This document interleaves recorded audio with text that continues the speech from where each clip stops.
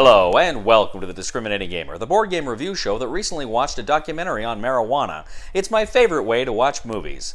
Ladies and gentlemen, today we're going to go ahead and take a look at the French and Indian Wars 1757 to 1759 from Worthington Games.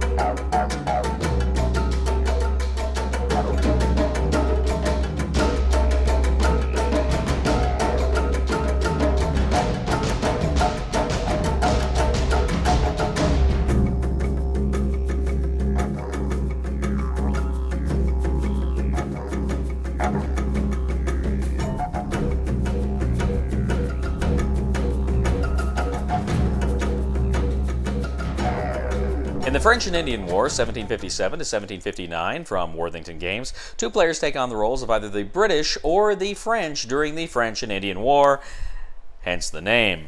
Essentially, this is a block war game. Each side has a number of blocks that represent either British regulars, colonial militia, or irregulars on one side, or the French, their militia, and the irregulars on their side. The British are red, the French are blue. The action takes place along the British North American border with New France, and you've got, of course, the northern part of the American colonies with Canada. You're going to go ahead and move units as blocks on your turn, as groups rather, on your turn to various locations where you're going to do battle. Now, the board is made up of various tracks that lead to other towns and other locations. You have harbors and ports and fortresses. Now, you can either do a historical setup, which recreates where forces were historically, or you can do a free-form setup according to certain rules, so you can set it up any way you want for some expanded replayability. Now, there's a series of phases that players go through. You normally have a reinforcement phase, which of course you don't have on the first turn because you already have your setup units kind of take that spot. But then you go ahead and move right to the action. During subsequent reinforcement phases, you muster units. Regulars, you're bringing in ports. The colonial militia you can have just pop up in the appropriate towns. And then, of course, ships you actually place in kind of the ship box. Now, you have a ship box that you go ahead and you can actually move into the Atlantic box as a movement later in the game. Now, typically, you have kind of ground movement paths and you have ship movement paths which have blue. If you want to be able to move units along the ship paths, you have to control the Atlantic. So you move your ships from the ship box, your own ship box, to the controlling the Atlantic box. And you're going to do battles if both the French and the British are in that box at the same time. But as you're moving blocks on the land, you essentially take a group of blocks. You can take one or as many as you need, and you can move them from location to location. If ever they go to a location where there are blocks of the opposing side, you then have a battle. Now, as I say, you have three different kinds of units, land units here. You have the irregulars, which represent the Native American units. You have the regulars, the British and the French line infantry. And then, of course, you have the colonial militias. So this is a block war game. The regulars start with 4 steps. The militia start with 3 steps. The irregulars start with 2 steps. Now, what's going to happen during battle is first the defender is going to fire. His irregulars will fire first. You go back and forth. The defending regulars fire back and forth, and then finally the militias fire back and forth. So you go ahead and you see which which units get taken out. If you are hit, you must reduce a step. Once the unit is at 1 step, if it takes a hit, it is eliminated from the game. Now, what you do to get hits is you're rolling a number of die equal to the number of steps you have in that combat. Now, they each have different symbols on them. For instance, the irregulars have a tomahawk. The regulars have their national flag. The militia have a couple of crossed muskets. So what you're trying to do is you're trying to roll your symbol when you're rolling. So if I'm rolling British regulars, I want to roll the British flag. If I do that, I inflict hits on the opposing side. French are trying to roll, of course, the French flag. And you go back and forth doing that until one side or the other either retreats retreats, in which case you have to suffer some attrition, or you succeed and destroy one side or the other. Now, when you're attacking fortresses, sometimes for certain units there's like a -1 die modifier on the first round of combat, and there can be some other kooky things happen. Now, each of the 3 rounds, with game years, 57, 58, 59, have 11 or 12 movements. So you go back and forth, each taking turns, moving units, and then you get to the end at 11. You're going to roll a d6 to determine whether or not you actually get an early winter, in which case that's done, or you get one more turn. Combat is similar in the naval race. When you are going for the controlling the Atlantic, you're rolling, trying to get ship symbols. You don't have the steps. It's just you roll 1 die per ship block, and they are never fog. There's no fog of war there. They're always just visible to everybody, and whoever rolls the more ship stuff can then destroy your opposing ships. Now, you do have some winter attrition if ever you're in a space.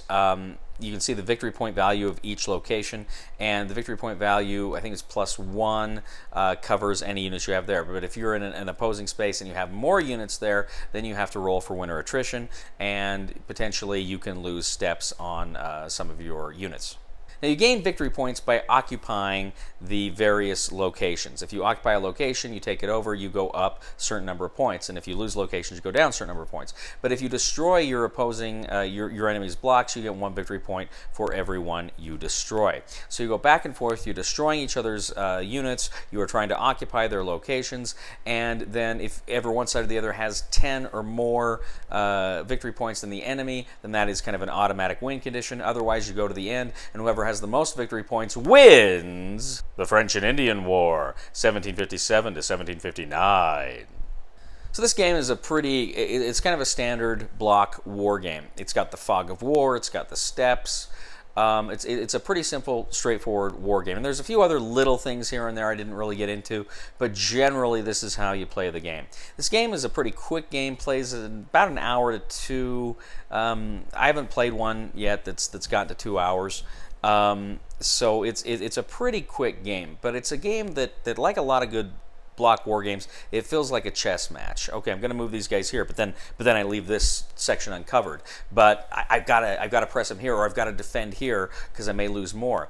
And there's all sorts of these tough choices you're making about how do you allocate your units. It's like, well, I've got 2 units here, but they're both at step 1. If he attacks me, I'm screwed, but I gotta cover it, and maybe he doesn't know for sure, he doesn't remember what these units are. But then there's also the controlling the Atlantic. I want to be able to move units, from Halifax to Louisburg or whatever, and you need to control the Atlantic, so you got to build up your navy, and your opponent sees that happening.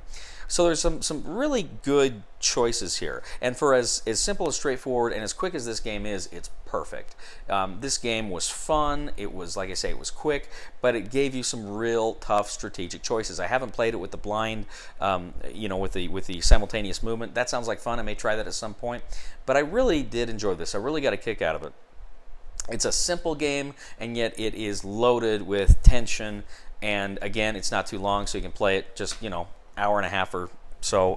It was brilliant. I really enjoyed it.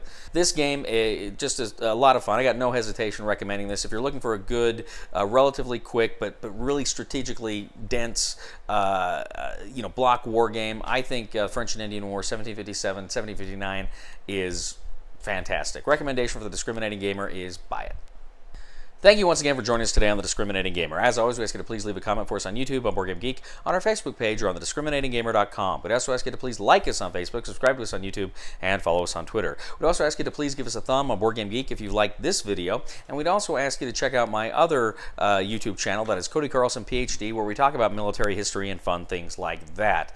Ladies and gentlemen, I got to tell you something. Someone keeps sending me celery, and I don't know who it is. The only thing I know for sure is that I'm being stalked. Somebody